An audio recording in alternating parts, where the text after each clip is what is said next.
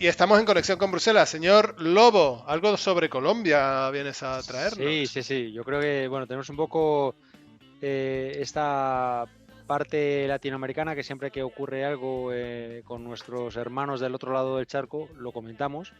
Hace unos meses hablamos de las elecciones de Chile y la llegada de Boris al poder.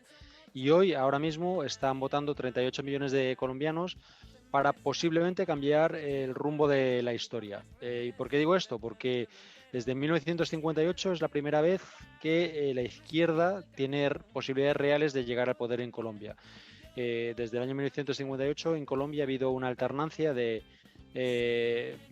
bipartidismo entre partidos conservadores y partidos liberales, fundamentalmente políticas conservadoras de derechas. Y por primera vez en más de 60 años hay una oportunidad de cambiar esta situación. Creía que era una buena oportunidad de comentarlo y cerrar el programa así, porque hay vientos de cambio en América Latina. Cambió la situación en Chile después de una situación que nadie esperaba y puede haber un cambio en Colombia, algo que nadie esperaba. Puede que Lula llegue al poder en unos meses y estamos en una situación geopolítica muy diferente al otro lado del Atlántico, mientras estamos teniendo un giro hacia el conservadurismo casi fascista en esta parte del Atlántico. O sea que es algo sobre lo que probablemente gravitaremos también en la cuarta temporada de Muévete a tu bola. Y es un buen cierre en esta temporada pues para ir narrando lo que va a pasar y lo que está pasando en el día de hoy en la jornada electoral de Colombia.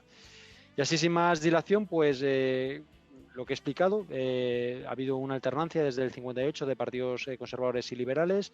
Hay tres candidatos y hoy voy a hablar un poquito de los tres candidatos para dar un poco de contexto de qué es lo que está pasando en las elecciones y luego un poquito un análisis de por qué puede haber un cambio. El primer candidato, el que ha sido la gran sorpresa, ha sido Gustavo Petro. Ya llegó a la segunda ronda del 2018 contra Iván Duque, el actual presidente uribista y conservador de Colombia. Y esta vez, en esa ocasión perdió y ganó Duque, pero en esta ocasión es posible que Gustavo Petro llegue al poder. Tiene una estimación del voto del 40%. Es un sistema de dos vueltas. Si consigue más del 50% en esta primera vuelta, no habría segunda vuelta. Si consigue por debajo del 50%, habría una segunda vuelta el 19 de junio. En segundo lugar, el segundo candidato es el candidato oficialista o uribista de derechas, que es Fico Gutiérrez, Federico Gutiérrez, tiene una estimación de voto de aproximadamente un 25%. Y en tercer lugar hay un personaje interesante, bastante trampista, que es Rodolfo Hernández, del que daremos también algunas pinceladas. Es importante un poco conocer el contexto de los que son estos tres candidatos, porque luego cuando analicemos cuál es la situación actual en Colombia y lo que ha pasado desde el 2019, podremos entender un poco más cómo van a encajar estas piedras, estas piezas, estos tres candidatos en el nuevo tablero político colombiano. Bueno, empezamos por Gustavo Petro, que es la propuesta de izquierda. Es una coalición que se llama el Pacto Histórico. Petro es un político de izquierdas muy comprometido que nació en Zipaquirá, es una pequeña localidad a 40 kilómetros de Bogotá y a unos 500 kilómetros de Medellín. Un hombre muy comprometido políticamente, ya con 21 años en su ciudad de Zipaquirá, tomó con un grupo de compañeros de militancia un terreno privado y fundó un proyecto, un barrio que se llamó Bolívar 83, en el que repartieron terreno a las personas sin techo. Este compromiso político fue profundizado con su entrada en la guerrilla, el M-19, cuando tenía 17 años, y en el 87, con 26 años, entró en la clandestinidad y ya posteriormente en el año 90 dejó las armas. A partir de ahí empezó a encadenar una serie de nombramientos políticos, fue agregado diplomático aquí en Bélgica durante el gobierno de Ernesto Samper y en el 2011 llegó a la alcaldía de Bogotá. Es quizás uno de los puestos más relevantes en Colombia a nivel de administración. Tuvo una visión muy rompedora, muy moderna. Estableció un sistema de reciclado de basuras que luego fue puesto en cuestionamiento y de hecho le llevó a la dimisión. Así contado suena un poco extraño, pero bueno, fue muy avanzado a su época. Estamos hablando de hace 10 años, incluso en términos norteamericanos o europeos. y da una visión un poco de lo vanguardista que es. Y luego también es muy importante hablar de la figura de Francia Márquez. Francia Márquez en las primarias de este pacto histórico consiguió 800.000 votos y es la actual candidata a la vicepresidencia. Y Márquez es una figura muy importante, es una mujer racializada, negra, que ha confrontado a la sociedad colombiana con algunos de sus peores fantasmas, desde el machismo al racismo, al modelo de desarrollo violento con el medio ambiente, y se espera que tenga y juegue un papel muy importante como futura vicepresidenta si Petro gana las elecciones. ¿Y cuál es la clave del éxito de Gustavo Petro? Ya que vamos a hablar ya de alguna de las claves de por qué la izquierda puede ganar. La clave fundamental es que después de la firma de los acuerdos de paz, las FARC, la guerrilla más importante de Colombia, había tres guerrillas, las FARC, el ELN y el M-19, donde militó Petro, pero las FARC se desmovilizó tras los acuerdos de paz de hace unos años, y esto han hecho que la izquierda se convierta en un actor reconocido.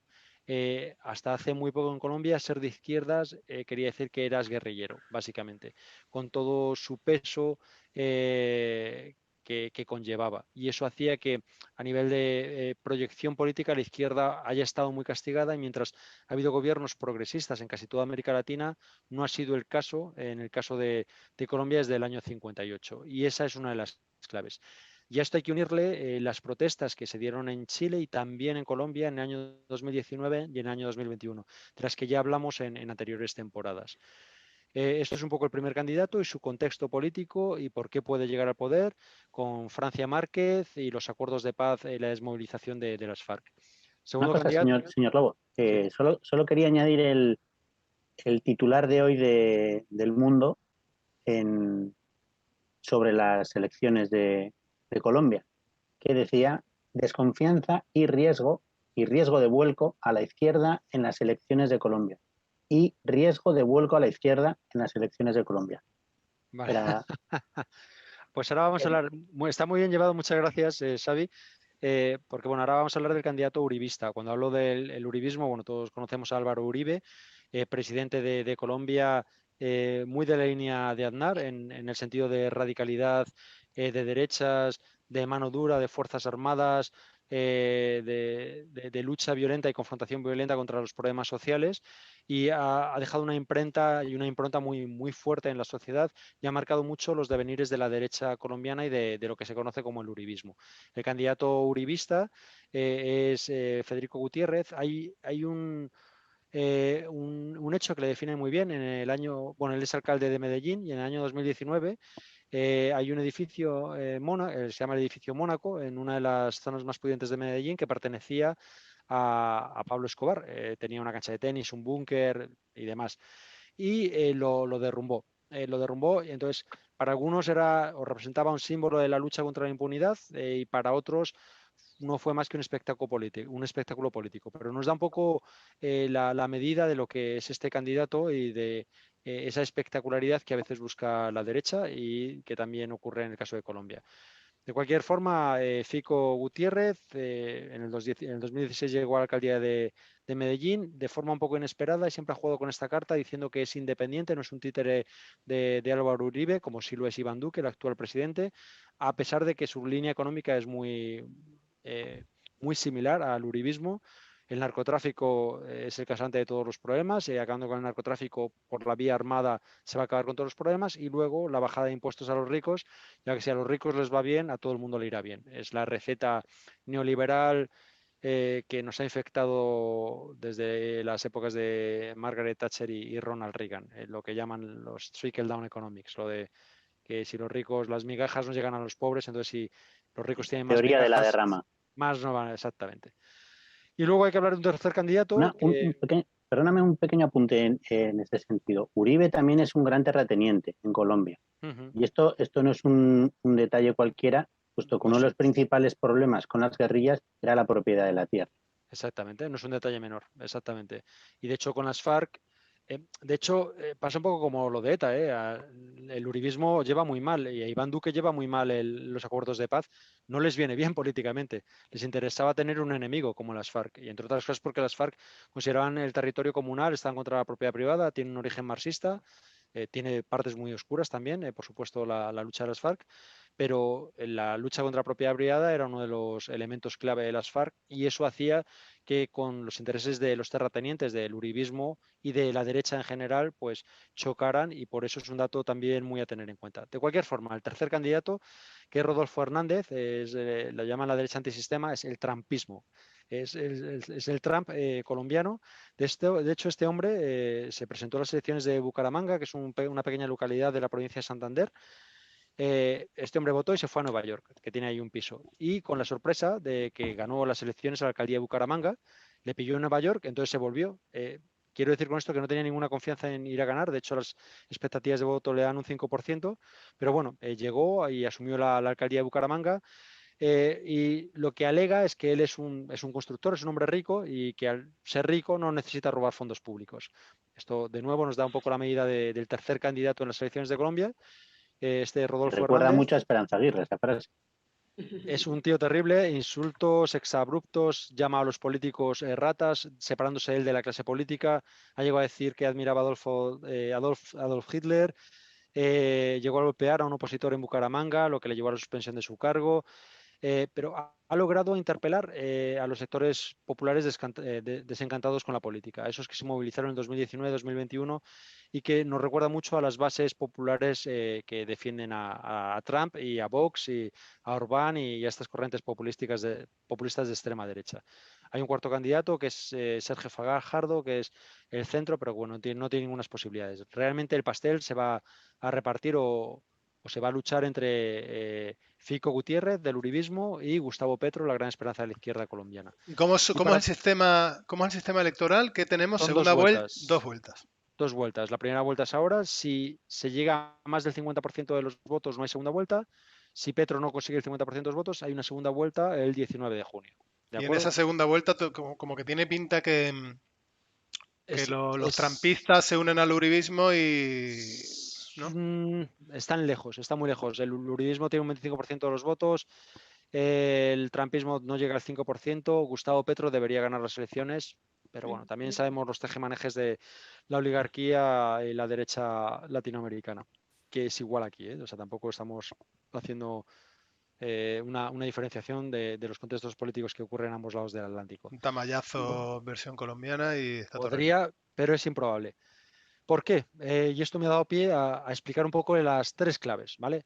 Una de las claves que podrían explicar la llegada de Petro al poder es el decaimiento del discurso uribista.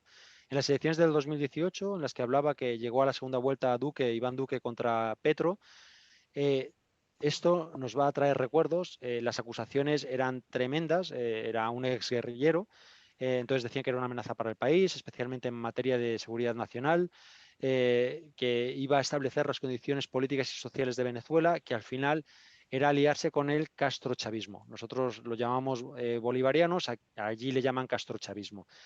Y este discurso, a pesar de seguir siendo usado, está perdiendo fuerza, está perdiendo dinamismo y arraigo en la sociedad. La sociedad está cansada. Esto es también cosas que podemos aprender de nuestros hermanos latinoamericanos, que a veces nos van por delante y ellos han sufrido procesos de retroceso social que estamos viendo ahora y ellos parecen estar saliendo de ellos y a veces incluso estos discursos que son muy típicos y están muy asentados en la política española quizás se pueden llegar a desgastar, como es el caso de Colombia, y está perdiendo fuerza y está decayendo este discurso uribista. Y luego hay dos elementos más claves, que son los sectores de la población que protagonizaron las movilizaciones de los años 19 y 21, junto con Chile y Brasil en ese cono sur, que al final se apagaron sin llevar a soluciones y hay un gran descontento social y gente que está apostando por Petro, a pesar de que lo que digan los oficialistas y el uribismo. Y por otro lado, no hay que descartar a las capas conservadoras, las élites del país, que tienen una gran frustración con la gestión gubernamental en la implementación de los acuerdos de paz. Y esto viene un poco a colación de lo que decía el Aitona Xavier, pero sobre todo ellos lo ven desde el punto de vista que ha sido una imposición del exterior, especialmente de la Jurisdicción Especial de la Paz, se ha subyugado a la policía y la inteligencia militar y a las Fuerzas Armadas al proceso de paz, y eso hace que esas élites latifundistas vean amenazados sus intereses económicos. Y eso también genera un descontento y un apoyo al uribismo, pero también a ese trampismo colombiano. Y esta era un poco las claves para entender lo que va a pasar hoy. Estaría bien mañana levantarnos con una noticia de que ha ganado Petro, que no hay segundas elecciones, segunda vuelta.